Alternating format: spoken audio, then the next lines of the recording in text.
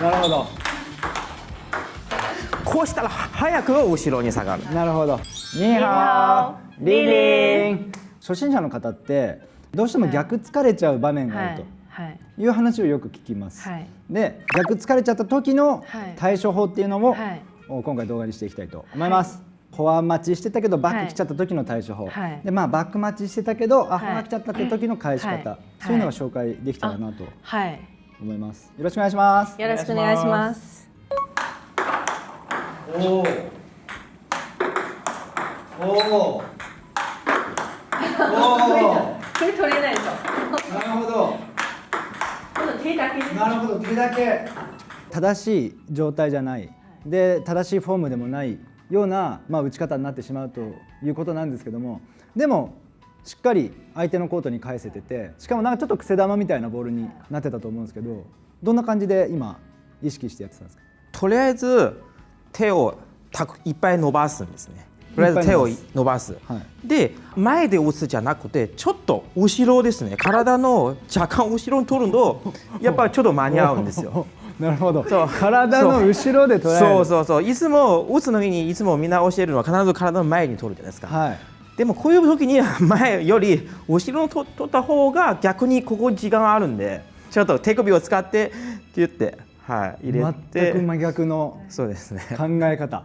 足ですね。足もできるだけをカーブを一回入れるんですよね。カーブを入れる。でもちょっと遅れた時に急に来る時にカーブよりちょっとやっぱり斜め後ろを来るんですよ。なるほど。足を後ろになってるというのは時間稼ぎですね。時間稼ぎ。そもそも遅れてる、逆に疲れた時にも時間がないから、臨機応変で臨時に対応する感じで、もうそもそももうミスするボールなので、前では打てない感じなので、時間稼ぎで斜めに。じゃあ手も足も同時に斜め後ろに出してそのまま打球するぐらいの打球するですね。なるほど。それでも間に合わない場合はもうロビングしかない。上にロビングしかないからね。普通だったらラケットは体の前にこう回っていくようなフォームですけど、こういう逆疲れた場合はもう振らなくていいと。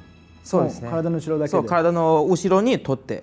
でもやっぱ飛ぶ選手はこう取った後にこういう打ち方はあるんですよ。だからこれ頭の後ろに取るんですよ。これでもまだ強いボールいけるんですよ。そうなんですか。顔の前振ると顔の後ろに振る。緊急時代時に遅れた時にはこういうのは使えるということですね。そういうのもちゃんとセットされてたんですね。すごっ。まず初心者向けから、これで手と足を斜め後ろに出しながらまず当てて入れる。手を伸ばしちゃう。なるほど。おお、なるほど。なるほど。なるほど。おお。それで回転量とか変化を出す。完全に手打ちだよ。全部万全な体勢で返せないので、どんな場面でもどんな姿勢でも片足でも入れなくちゃいけないので、どんな形も台に入れれば勝ち目があるので。なるほど。じゃああえてそういう形を崩した打球っていうのもちょっとポイントで練習しておくと、逆疲れて崩れたところでも諦めずにまず返球するっていう気持ちになっていくと。基礎練習、フォア打ち100回、バック打ち100回とかそういう基礎をあまりやらないで、オールしかやらない方は逆にうまいです。なるほど。こういう感じで、基本いっぱいやっていく方は、基本綺麗なボール、なかなか規則正しいボールの方が取りやすくて、変則のボールには若干弱いんですよ。なるほど。なるほど。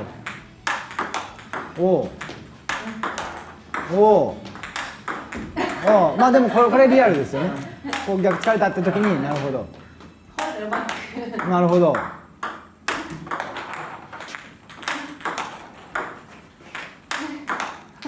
りがとうございます。すごい。なるほど。手長いですね。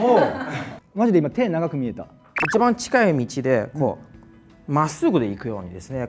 下に来ると絶対ボールが間に合わないから、だからフォアに準備してもバックに来てもラケットなるべく一番近い道で持っていく。でここでちょっとやっぱり股関節を使ってで手をとにかく出す。で手を出した時にこの角度はなるべく面をクロスに向けてですね、面をクロスに向けて面を当てれば入る。そうすると手首がそうですね、こっち入るんですよ。バレーボールでよくパンでやられるじゃない、サイドの方にやられた時にほらコートが前だから腰に来た時にこう取る感じで、コートの方に返す感覚なので、じゃあだんだん外に行けば行くほどこう内側になっていくんだ、台に入れるために。なるほど。カードはよく見られる動作。おお。打たれたカードがこう内側を取る。こう打つカードは取るカードが一人もいないと、なるほど。外側に行くので内側に入る感じで、緊急対応のその練習としてはカード練習少しやっててもいいと思うね。緊急時のためにいざ難しいと思った時に一本カードをするような考えで、攻撃前でもカードの練習をうちらの時はやってましたね。なるほど。多少。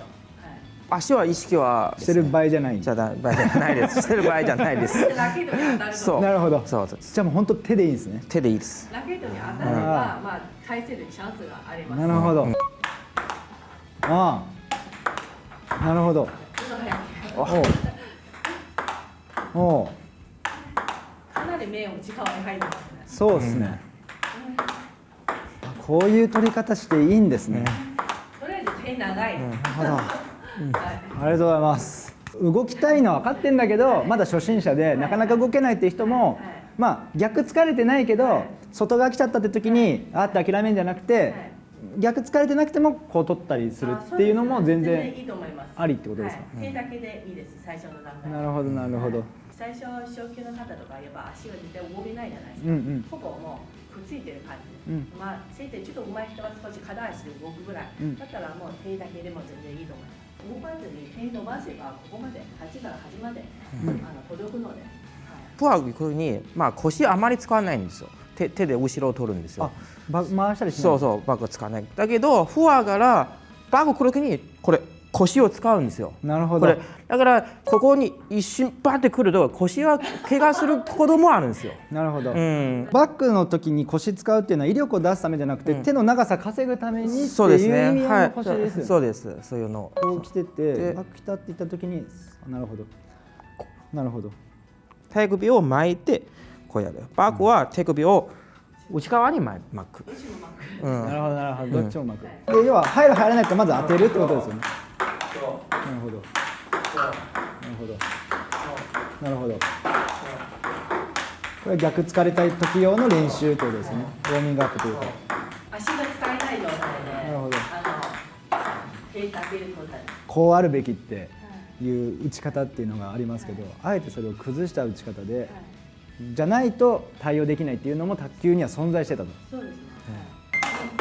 手と足を斜め後ろに出しながらまず当てて入れる。あ、なるほど。おう。おう。かなり面を内側に入ってますね。そうですね。なんかもう一個なんかないですかね。ロビングですね。ロビング。なるほど。なるほど。ロビング。これロビングっていうと結構後ろの方で上げるっていうイメージあるんですけど、結構今前にいるじゃないですか。そこでもロビングっていうのは成立するんですか。はい。高いボールに送って、その高いのその時間の間にいっぱい後ろに下がるしかないですね。なるほどなるほど。で相手のミスマッチすると。そうですね。ああ、なるほどなるほど。そのまま自分でミスするよりは、とりあえず上の空間を使って台に入れると。小級中級の段階では高いボール、結構苦手な方も多いと思うので、逆ついたから勝ったと思うじゃないですか。でそれでフォワーってきた時に、逆に打てない方結構多いです。なるほど。あ、もうこんな感じ。你发狠一点。ああ、こんな感じでいいですか。こうしたら、場所ないな。こうしたら早く後ろに下がる。なるほど。はい。なるほど。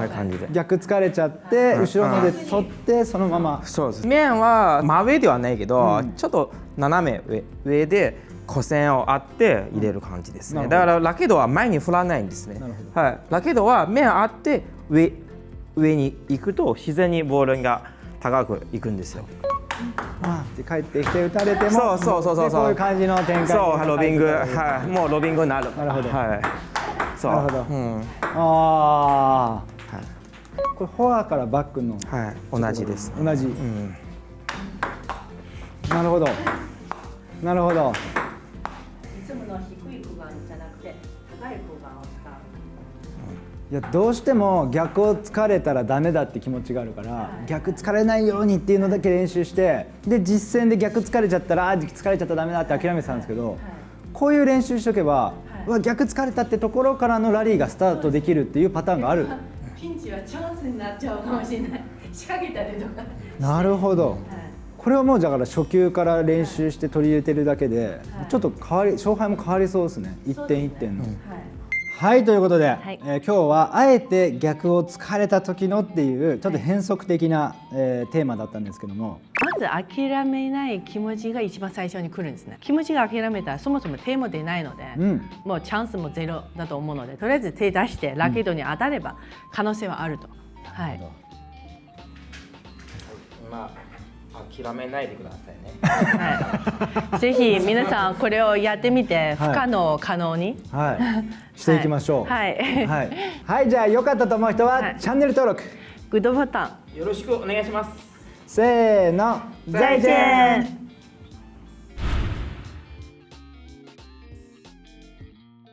また見てね。再见。